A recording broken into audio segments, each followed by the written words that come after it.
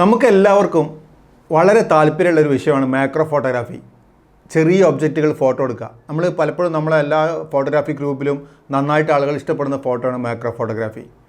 ഈ macro photography നമ്മുടെ SLR വെച്ചിട്ട് മാക്രോ ഫോട്ടോഗ്രാഫി ചെയ്യാൻ നമുക്ക് എക്സ്പെൻസീവ് ആയിട്ടുള്ള ലെൻസുകൾ സാധാരണഗതിയിൽ ആവശ്യമാണ്.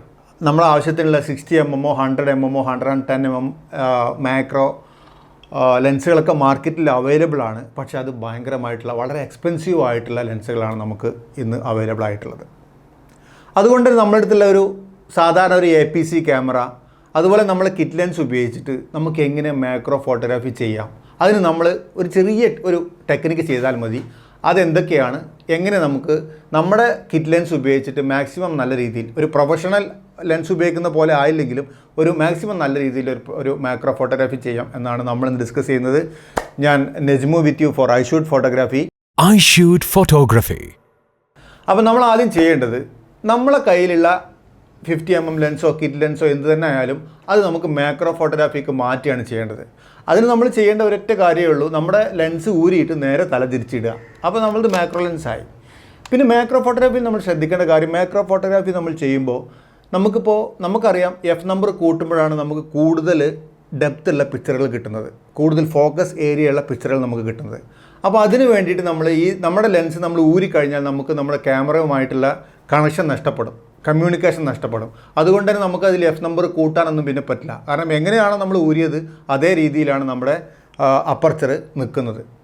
അപ്പോൾ കൺഫ്യൂഷനായിട്ടുള്ള സംഭവത്തേക്കൊന്നും പോകണ്ട. നമ്മൾ ലെൻസ് ഊരുന്നതിന് മുമ്പ് നമ്മുടെ ലെൻസിൻ്റെ അപ്പർച്ചർ F നമ്പർ നമ്മൾ എന്ത് ചെയ്യുക, ക്യാമറ ഓൺ ചെയ്യുക. F നമ്പർ നമ്മൾ ഒരു 16 12 നമുക്ക് എത്രയാണ് ഡെപ്ത് വേണമെന്ന് വെച്ചാൽ ഒരു മിനിമം 12 11 നമ്മൾ F നമ്പർ വെക്കുക. F നമ്പർ വെച്ചതിന് ശേഷം ക്യാമറ ഓഫാക്കാതെ ലെൻസിൻ്റെ ഊരിയെടുക്കുക.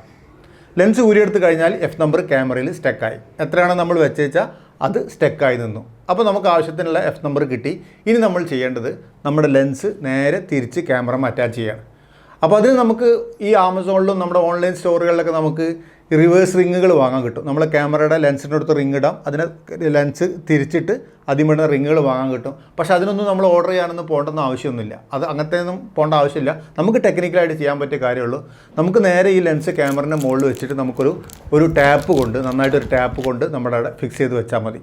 ഈ ടാപ്പ് കൊണ്ട് ഫിക്സ് ചെയ്ത് വെക്കുമ്പോൾ നമുക്ക് ആവശ്യമാണെങ്കിൽ നമുക്ക് നമ്മുടെ അടുത്ത് ഈ ഗ്ലൂ സ്റ്റിക്ക് ഉപയോഗിച്ചിട്ട് നമുക്ക് നമ്മുടെ ലെൻസ് ക്യാമറമേ ഒന്ന് അറ്റാച്ച് ചെയ്ത് വെക്കാം, ഇളകാതിരിക്കാൻ വേണ്ടിയിട്ട്. ഗ്ലൂ സ്റ്റിക്ക് ഉണ്ടെങ്കിൽ ചെയ്താൽ മതി. അതുകൊണ്ട് ബുദ്ധിമുട്ടൊന്നും നമുക്ക് ആവശ്യം കഴിഞ്ഞാൽ നമുക്ക് അതിന് പൊളിച്ചിട്ടാൽ ഗ്ലൂ സ്റ്റിക്കിന് പോരും ചെയ്യും. അപ്പോൾ അത് ഇഷ്യൂ ഇല്ല, വേണമെങ്കിൽ ചെയ്യാം. അതല്ലെങ്കിൽ ടാപ്പ് വെച്ചിട്ട് നന്നായിട്ട് ഒന്ന് ചുറ്റി വെച്ചതിന് ശേഷം അപ്പോൾ അത് കഴിഞ്ഞ് കഴിഞ്ഞാൽ നമ്മുടെ ലെൻസ് നമുക്കിപ്പോൾ മാക്രോ ലെൻസായി. അപ്പോൾ നമ്മൾ അടുത്ത് പോയിട്ട് സാധനങ്ങൾ ഫോട്ടോ എടുക്കാം, മാഗ്നിഫൈ ചെയ്തിട്ട് വലുതായിട്ട് കാണാൻ പറ്റും. അങ്ങനെ കുറച്ച് ഫോട്ടോസ് ഞാൻ ഇവിടെ ട്രൈ ചെയ്യുകയാണ്. ഇതിൽ ഫോട്ടോസ് എടുത്തിട്ടുണ്ട്, വീഡിയോ എടുത്തിട്ടുണ്ട്. ഇത് ഒരു പെർഫെക്റ്റ് ആയിട്ടുള്ള ഭയങ്കരമായ ഫോട്ടോ എന്നല്ല പറയുന്നത്. ഈ ടെക്നിക്ക് എങ്ങനെയാണ് ചെയ്യുക എന്നുള്ള ടെക്നിക്ക് ഞാൻ നിങ്ങളുമായിട്ട് ഷെയർ ചെയ്യുകയാണ്. അപ്പോൾ നിങ്ങൾക്ക് കൂടുതൽ വിഷനും കൂടുതൽ ഒരു കലാ നൈപുണ്യമൊക്കെ ഉണ്ടെങ്കിൽ നല്ല പടങ്ങൾ ഇത് വെച്ചിട്ട് എടുക്കാൻ പറ്റും. ഇങ്ങനെയാണ് എടുക്കുന്നത്. ഞാൻ എടുത്ത കുറച്ച് പിക്ചറുകൾ ഞാൻ അവിടെ കാണിക്കുന്നുണ്ട്. ഇങ്ങനെ മാക്രോ എടുക്കുമ്പോഴുള്ള നമ്മൾ ശ്രദ്ധിക്കേണ്ട കാര്യം, നല്ല ലൈറ്റ് ഉണ്ടായിരിക്കണം.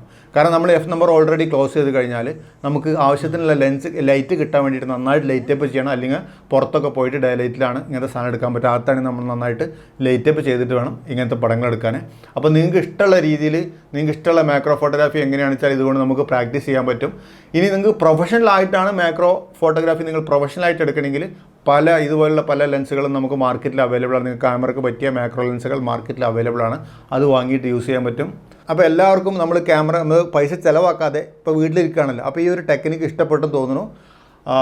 ഇഷ്ടപ്പെട്ടാൽ ഷെയർ ചെയ്യുക, സബ്സ്ക്രൈബ് ചെയ്യുക, അതുപോലെ ബെല്ലൈക്കണൊക്കെ അമർത്തി നമ്മുടെ നോട്ടിഫിക്കേഷനൊക്കെ ആക്ടിവേറ്റ് ചെയ്യുക. Thank you so much for watching me.